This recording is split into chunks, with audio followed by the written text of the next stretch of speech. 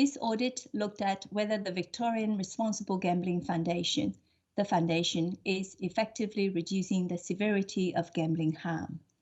We examined whether it is achieving its intended outcomes and if its programs are preventing and treating gambling harm. We found that the foundation does not know whether its programs are effectively reducing the severity of gambling harm. While the programs may have helped some people, the foundation lacks an outcome-based framework to develop programs or measure if it has reduced harm in the community. Also, while the foundation has done a lot of good research and evaluation, it does not always use the evidence to improve its programs. Around 70% of Victorian adults gamble on a range of products, including on pokies, casino tables, and betting. Online gambling is increasingly popular. It makes up 71% of all sports betting. The Foundation's research from 2017 shows the gambling harm costs Victorians around $7 billion a year through damage to relationships, health and well-being, monetary losses, and other social problems. In comparison, gambling generated around $1.7 billion in taxation revenue for the state in 2019 to 20. Set up in 2012 as a statutory authority, the Foundation's role is to reduce gambling prevalence and harm and to foster responsible gambling. It does not regulate gambling activity. In 2018 to 19, the Foundation received $153 million in funding over 4 years. In 2020 to 21, it allocated over $30 million to its prevention and treatment programs, which are delivered by funded agencies. Its prevention programs are aimed at raising awareness and early intervention.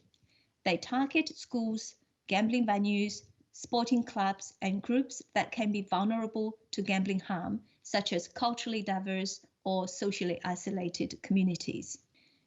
The Foundation funds Gamblers Help, a counseling and support service that is free and confidential for Victorians experiencing gambling harm. It includes face-to-face counseling, online and telephone support available anytime, and programs for at-risk groups. The programs that the Foundation funds community agencies to deliver do appropriately target identified at-risk groups. However, most programs lack clear aims and impact measures, and the Foundation's program evaluations focus on outputs such as number of educational sessions delivered rather than on outcomes and impacts. This makes it hard to track if the programs are preventing harm. Further, the Foundation has not provided adequate guidance to its funded agencies to help them build capacity in preventing harm. The Foundation is starting to address these gaps by setting up communities of practice and agreeing to develop an outcomes framework. The Foundation also does not know the overall impact of its Gamblers Help services, as it does not measure if and how the services help their clients.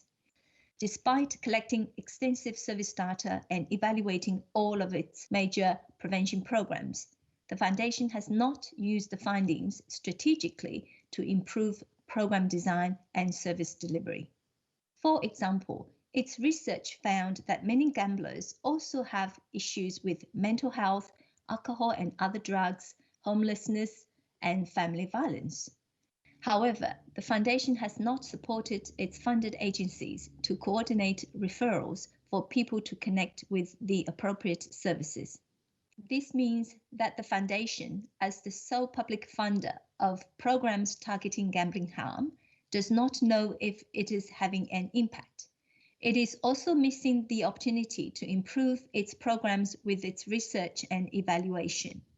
We made 7 recommendations to the Foundation, 3 about developing an outcomes framework to improve how it funds, evaluates, and promotes better practice in reducing gambling harm, 2 concerning applying research and evaluation to improve its programs, 1 to improve how Gamblers Help refers clients between different services, 1 to assess the effectiveness of different prevention approaches, And we made one joint recommendation to the Foundation, the Department of Justice and Community Safety, the Department of Health, and the Department of Families, Fairness and Housing to work together to better support clients with co-occurring conditions. For further information, please view the full report on our website www.audit.vic.gov.au.